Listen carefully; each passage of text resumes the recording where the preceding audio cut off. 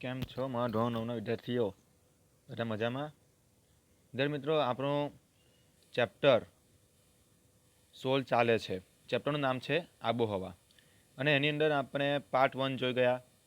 Part 1ની અંદર આપણે ઋતુ પરિવર્તન વિશે જોયું. ઋતુ પરિવર્તન એટલે કે ઋતુઓ કઈ રીતે બદલાય છે, અને એ ઋતુની અંદર આપણે કેવા પોશાક, રહેઠાણ અને ખોરાક લઈએ છીએ એના વિશે આપણે માહિતી મેળવી હતી. તો હવે આપણે જોવાનું છે પાર્ટ 2, ચેપ્ટર 16નું પાર્ટ 2. અને પાર્ટ 2ની અંદર આપણે ભારતની આબોહવાની વિવિધતા જોવાની છે. એટલે કે વિવિધ આબોહવા પ્રદેશ પ્રમાણે, કે ભારત કેવા પ્રદેશમાં આવેલો છે અને દરેક પ્રદેશની એની આબોહવા કેવી છે. તો ભારતની જે આબોહવા છે એ અનેક બાબતોમાં ભિન્નતા છે. અનેક બાબતો કે ભારતની ચારેય દિશાઓની આબોહવા અલગ અલગ છે. કોઈ જગ્યાએ શુષ્ક, કોઈ જગ્યાએ અર્ધશુષ્ક, કોઈ જગ્યાએ વિષમ, કોઈ જગ્યાએ સમ, એવી અલગ અલગ પ્રદેશોમાં અલગ અલગ આબોહવા છે. એટલે કે ભિન્નતા છે. ભારતની આબોહવામાં શું છે? ભિન્નતા છે. જેમ કે દક્ષિણ ભારત જે છે એ દ્વીપકલ્પીય પ્રદેશ ધરાવતો છે. દ્વીપકલ્પીય એટલે કે દ્વીપવાળો, સમુદ્ર કિનારે આવેલો છે એટલા માટે. તો એ જે દક્ષિણ ભારતનો જે દ્વીપકલ્પીય પ્રદેશ છે એ દરિયા કિનારે આવેલો હોવાથી તો એ દરિયા કિનારાની આબોહવા સમ છે. એટલે કે દરિયા કિનારે સમ આબોહવા અનુભવાય છે. પરંતુ જેમ જેમ દરિયા કિનારાથી દૂર જતા જઈએ, એટલે કે ઉપર જતા જઈએ દરિયા કિનારાથી, તેમ તેમ ખંડીય આબોહવા અનુભવાય છે. ખંડીય એટલે કે અલગ, વિષમ આબોહવા અનુભવાય છે. હવે આપણે ત્યાં ભારત દેશ જે છે એ 3 બાજુ સમુદ્રથી ઘેરાયેલો છે. પશ્ચિમમાં અરબ સાગર, દક્ષિણમાં હિન્દ મહાસાગર અને પૂર્વમાં બંગાળાની ખાડી. પરંતુ ઉત્તરમાં મેદાની પ્રદેશ અથવા પહાડી પ્રદેશ આવેલો છે.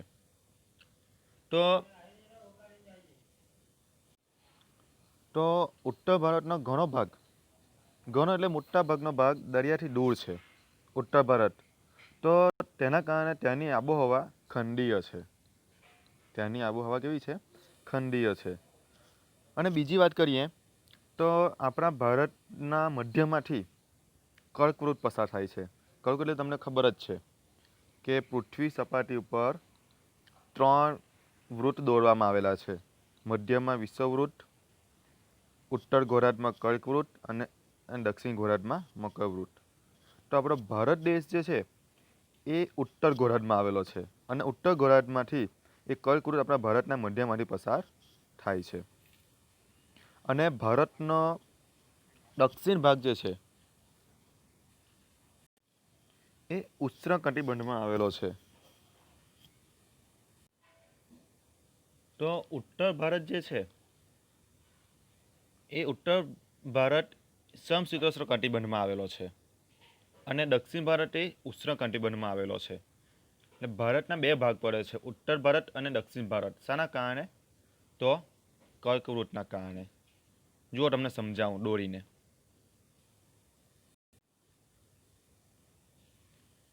સમજો કે આ પૃથ્વી છે. શું છે? પૃથ્વી. પૃથ્વીના મધ્યમાં કયું વૃત્ત આવેલું છે?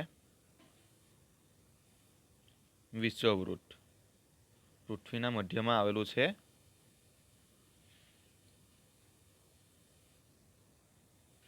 વિષુવવૃત્ત.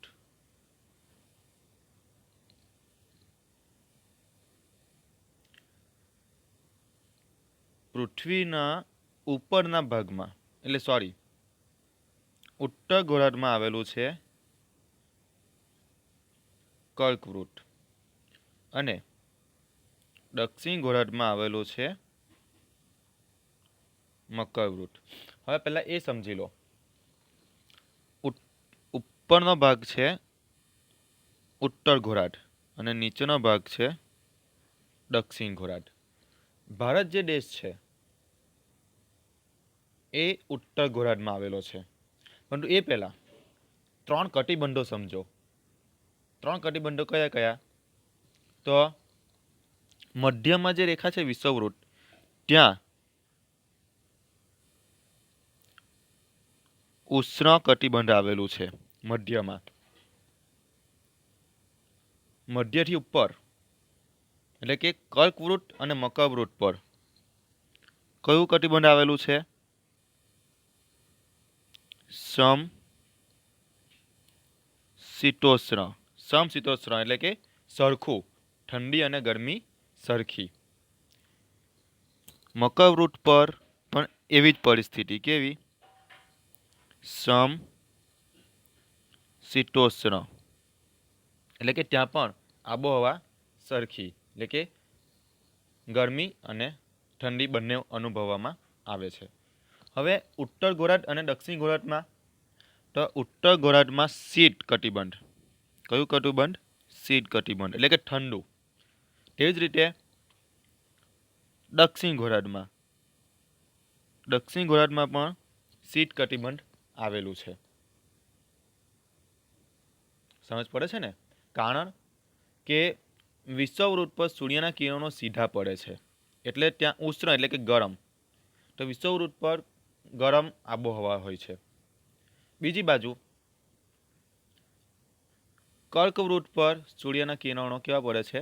ત્રાંસા. તેવી જ રીતે મકરવૃત્ત પર બી સૂર્યના કિરણો પડે છે ત્રાંસા. એટલે ત્યાં ઠંડી અને ગરમી સરખી અનુભવાય છે. ઠંડી અને ગરમી કેવી અનુભવાય છે? સરખી એટલે કે સમ એટલે કે સરખું. જુઓ, સમશીતોષ્ણ. સમશીતોષ્ણ, શીત એટલે ઠંડુ અને શ્રણ એટલે કે ઉષ્ણ એટલે કે ગરમ. એટલે સમશીતોષ્ણ. સમ એટલે સરખી ઠંડી અને ગરમી. જ્યારે ઉત્તર અને દક્ષિણ ગોળાર્ધમાં કયું કટિબંધ આવેલું છે? શીત કટિબંધ. શીત એટલે કે ઠંડુ, જ્યાં સૂર્યના કિરણો ખૂબ જ ઓછા પહોંચે છે. જેમ કે આ ઉત્તરનો ભાગ જુઓ, અહીંયા સૂર્યના કિરણો કેવા પહોંચે છે? ખૂબ જ ઓછા. અને દક્ષિણ ગોળાર્ધમાં પણ સૂર્યના કિરણો ખૂબ જ ઓછા પહોંચે છે. એટલા માટે ઉત્તર ગોળાર્ધ અને દક્ષિણ ગોળાર્ધ એ બરફથી છવાયેલો છે. શાનાથી છવાયેલો છે? બરફથી. એટલે એને શીત કટિબંધ કહેવામાં આવે છે. શીત એટલે કે ઠંડુ. તો આ ત્રણ ગોળાર્ધ વિશે તમને ખબર પડી ગઈ. ઉષ્ણ કટિબંધ, સમશીતોષ્ણ કટિબંધ અને શીત કટિબંધ. શીત કટિબંધ એ ઉત્તર ગોળાર્ધ અને દક્ષિણ ગોળાર્ધમાં આવેલો છે. સમશીતોષ્ણ એ ઉષ્ણ કટિબંધની ઉપર અને નીચે આવેલો છે. અને ઉષ્ણ કટિબંધ બરાબર પૃથ્વીની વચ્ચે આવેલું છે, જ્યાં ઉષ્ણ એટલે કે ગરમ, અને એ ઉષ્ણ કટિબંધ વિષુવવૃત્ત પર છે. કયા વૃત્ત પર છે? વિષુવવૃત્ત પર. અને વિષુવવૃત્ત પર સૂર્યની ગરમી ખૂબ જ પડે છે. તો આટલો ખ્યાલ તમને આવી ગયો. હવે આગળ તમને જણાવું તો પ્રેક્ટિકલી જ આપણે સમજવાનું છે કે જેથી તમને ખ્યાલ આવે. આપણે ફરી પાછા વિષુવવૃત્ત, મકરવૃત્ત અને કર્કવૃત્ત. આપણો ભારત દેશ ઉત્તર ગોળાર્ધમાં કર્કવૃત્ત પર આવેલો છે. ક્યાં આવેલો છે? કર્કવૃત્ત પર. હવે ભારતના મધ્યમાંથી કર્કવૃત્ત પસાર થાય છે. જુઓ છે. એ જ પ્રમાણે ભારતના બે ભાગ પડી જાય છે, એક ઉત્તર અને એક દક્ષિણ. ઉત્તરનો ભાગ શીત કટિબંધમાં જાય છે. આ ઉપરનો ભાગ જે છે અહીંયા એ શીત કટિબંધ છે, બરાબર. જ્યારે દક્ષિણનો ભાગ છે ભારતનો એ ઉષ્ણ કટિબંધમાં આવે છે. એટલે ભારત એ બે આબોહવા અનુભવતો દેશ છે. એક બાજુ ગરમી અને એક બાજુ ઠંડી. તમે નોટ કરી જશો, આપણા ભારતના ઉત્તર ભાગમાં કાશ્મીર, હિમાલય આવેલો છે, જે બરફવાળો પ્રદેશ છે એટલે કે શીત પ્રદેશ. જ્યારે દક્ષિણ ભારત, સાઉથ ઇન્ડિયા, જ્યાં ખૂબ જ ગરમી પડે છે. કેમ? કારણ કે તે વિષુવવૃત્તથી નજીક આવેલો છે. એટલે ભારતના બે ભાગ પડી જાય છે અને ભારતની અંદર બે કટિબંધો અનુભવાય છે, એક શીત કટિબંધ અને એક ઉષ્ણ કટિબંધ. બરાબર ને? તમને ખ્યાલ આવી ગયો હશે આમાં.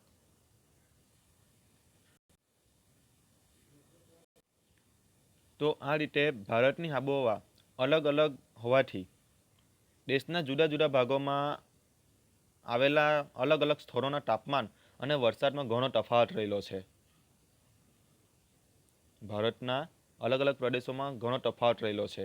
જેમ કે દક્ષિણ ભારતમાં ખૂબ ગરમી પડે છે, જ્યારે ઉત્તર ભારતમાં બરફ પડે છે. પૂર્વ ભારતમાં વરસાદ પડે છે, તો પશ્ચિમ ભારતમાં ગરમી પડે છે. સમજ પડે છે ને? જો એના વિશે પણ આપણે સમજીએ. તો ભારતના જુદા જુદા ભાગોમાં આવેલા સ્થળોનું તાપમાન અને વરસાદ અલગ અલગ હોય છે. દક્ષિણ ભારતમાં ખૂબ જ ગરમી પડે છે. પશ્ચિમ ભારતમાં ખૂબ જ ગરમી પડે, આપણે શુષ્ક પ્રદેશ આવેલો છે. જ્યારે ઉત્તર ભારતમાં બરફ પડે છે, એટલે કે ઠંડો પ્રદેશ આવેલો છે. અને પૂર્વ ભારતમાં ખૂબ વરસાદ પડે છે. જુઓ આપેલું છે, ઉત્તરે લડાખમાં એટલે કે કાશ્મીરમાં આવેલું જે લેહ છે તથા દ્રાસ, એનું તાપમાન શિયાળામાં -45 જેટલું થતું જાય છે. એટલે કે એકદમ ઓછું થઈ જાય છે શિયાળામાં, -45. જ્યારે રાજસ્થાનમાં આવેલા શ્રી ગંગાનગર તેમજ અલવર ખાતે ઉનાળાનું તાપમાન એટલે કે ખૂબ ગરમી 51 જેટલું ઊંચું આવેલું છે.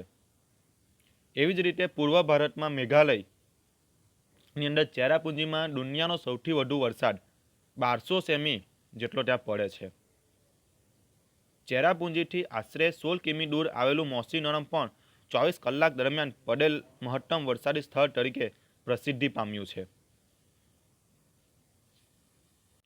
પરંતુ એની સામે જ્યારે કે રાજસ્થાનના રણ પ્રદેશમાં સમગ્ર વર્ષ દરમિયાન માત્ર 10 થી 12 સેમી વરસાદ પડે છે. એટલે વિદ્યાર્થી મિત્રો, તમે અંદાજો લગાવો કે ભારતનો એક રાજ્ય એવું છે મેઘાલય, કે જ્યાં દુનિયાનો સૌથી વધુ વરસાદ પડે છે, જ્યારે એ જ ભારતની અંદર બીજું એક રાજ્ય છે રાજસ્થાન, ત્યાં માત્ર 10 થી 12 સેમી જેટલો જ વરસાદ પડે છે.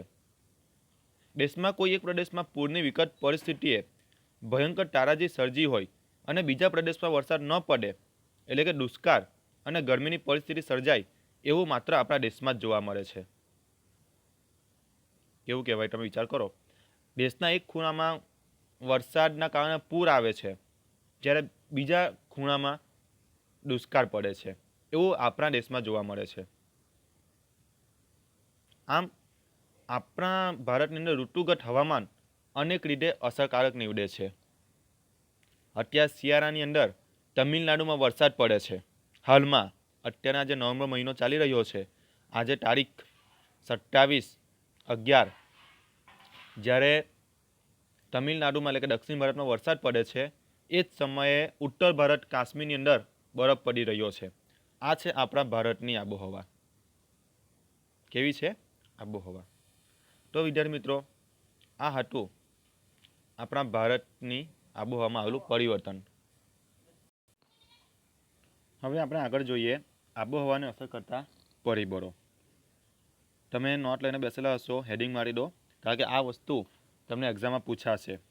આબોહવાને અસર કરતા પરિબળો, અને તમારે એક્ઝામમાં લખવાનું છે, પૂછાવાનું જ છે, એટલે તમારે આનું ધ્યાન રાખવું પડશે. તો હેડિંગ મારી દીધું હોય તો આપણે આગળ ચલાવીએ.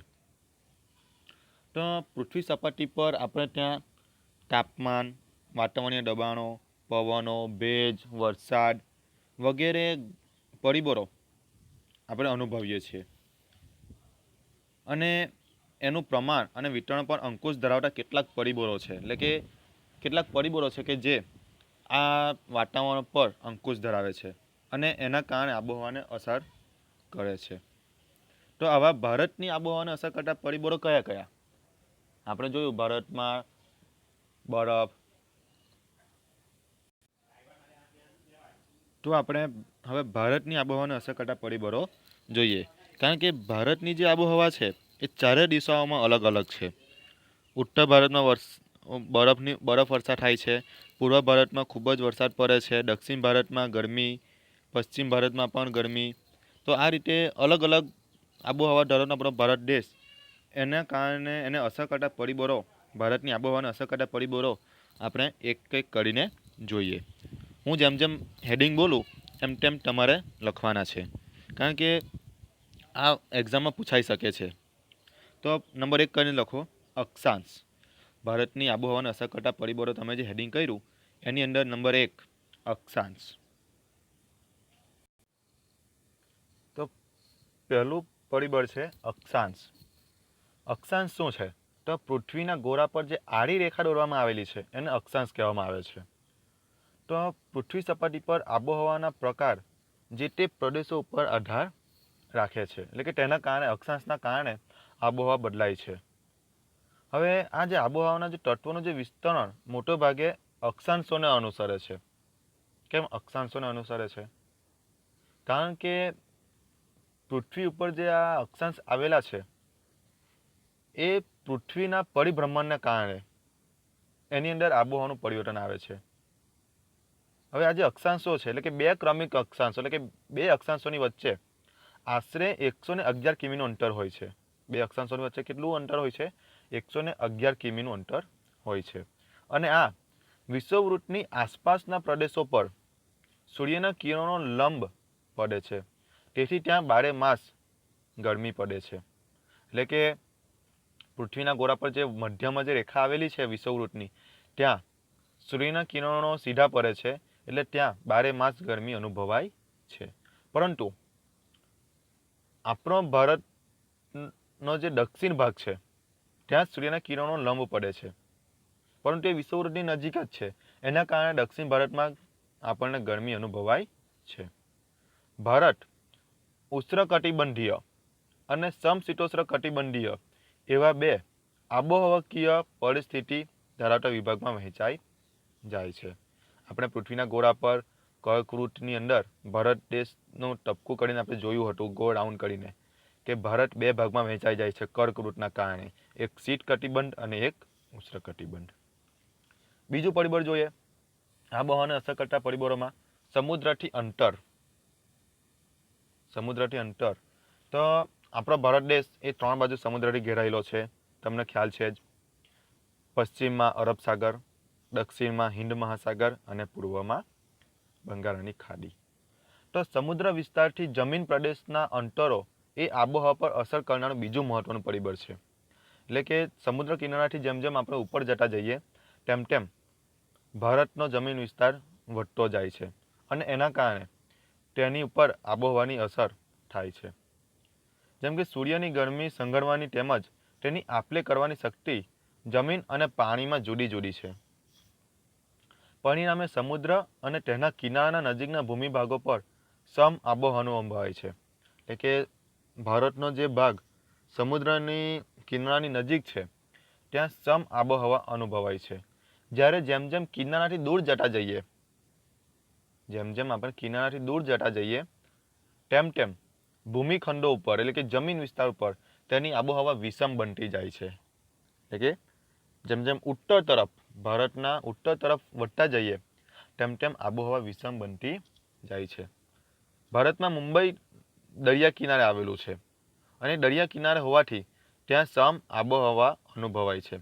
જ્યારે દિલ્હી એ દરિયા કિનારેથી ખૂબ જ દૂર આવેલું છે, તો ત્યાં કેવી આબોહવા અનુભવાશે? તો વિષમ આબોહવા અનુભવાશે. તો સમજ પડી ગઈ તમને?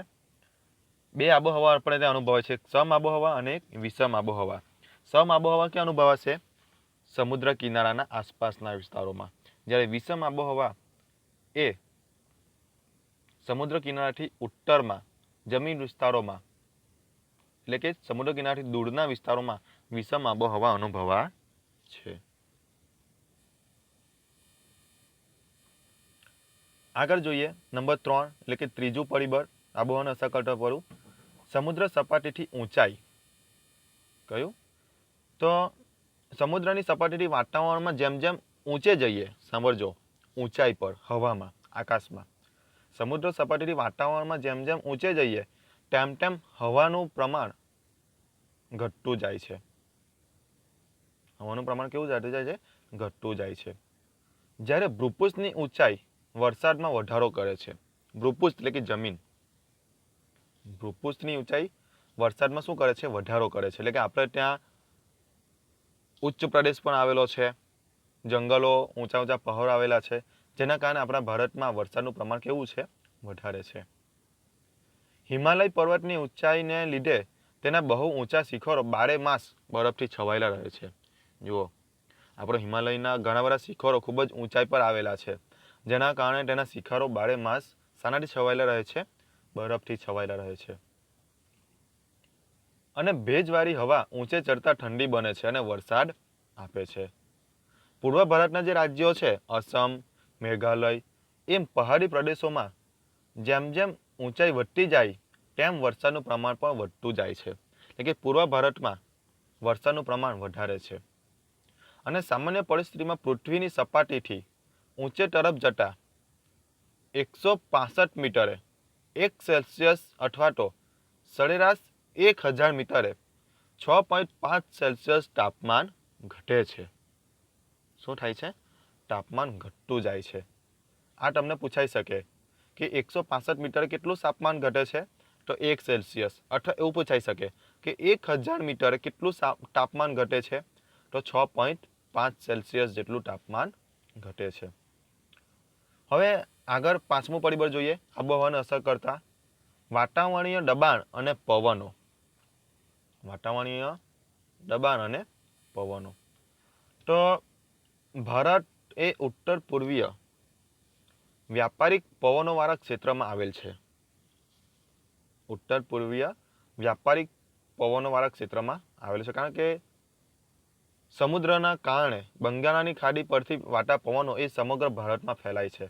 અને આ પવનો ઉત્તર ગોળાર્ધના ઉષ્ણકટિબંધીય ગુરુદાપપટના ભારે દબાણ પટ્ટાઓ દ્વારા સર્જાય છે. એટલે કે હિન્દ મહાસાગર અને બંગાળાની ખાડી તરફથી આ પવનો સર્જાતા હોય છે. અને આ પવનો પૃથ્વીના ધરી ભ્રમણને લીધે થોડા મરદાઈને વિષુવવૃત્ત તરફ વાય છે. ભૂતકાળમાં દરિયાઈ માર્ગે થતા વેપાર માટે આ પવનોનો લાભ લેવામાં આવતો, તેથી તેને વ્યાપારી પવનો પણ કહેવામાં આવે છે. કે સમુદ્રની અંદર આ વિષુવવૃત્તીય પવનોનો લાભ લેવામાં આવતો. શાના માટે? વેપાર માટે. એટલા માટે તેને વ્યાપારી પવનો પણ કહેવામાં આવે છે.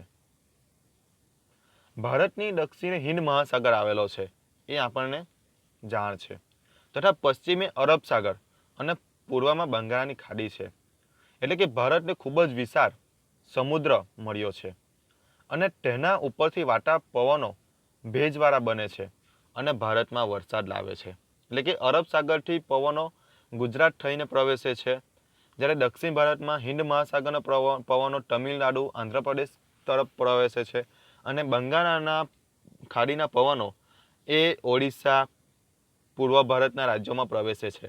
એટલે કે ભારતની અંદર ત્રણેય દિશાઓમાંથી વાતા પવનો આખા ભારતમાં વરસાદ લાવે છે. વિદ્યાર્થી મિત્રો, અહીં તમને ખ્યાલ આવી ગયો. હવે આપણે આગળ વાત કરીએ તો ભારતીય વિસ્તારથી દૂર આવેલા કેટલાક પ્રદેશો પર ક્યારેક વિશિષ્ટ ઘટના આકાર લે છે, જેનાથી આબોહવાની દીર્ઘકાલીન પ્રણાલીમાં તે સમય પૂરતો થોડો તફાવત સર્જાય છે. એટલે કે અમુક વખત ભારતની આબોહવામાં તફાવત સર્જાય છે. ભારતના હવામાન ઉપર જેટ સ્ટ્રીમ, પશ્ચિમી વિક્ષોભ, અલ નીનો, આઈટીસી ઝોન જેવી ઘટનાઓએ ઘણી વખત અસર કરી છે. આમ છતાં ભારતની મોસમી આબોહવાની લાક્ષણિકતાઓ જળવાઈ રહી છે. એટલે કે ઘણું બધું પરિવર્તન આવ્યું હોવા છતાં ભારતની મોસમી આબોહવા હજુ તેવીને તેવી જ જળવાઈ રહી છે.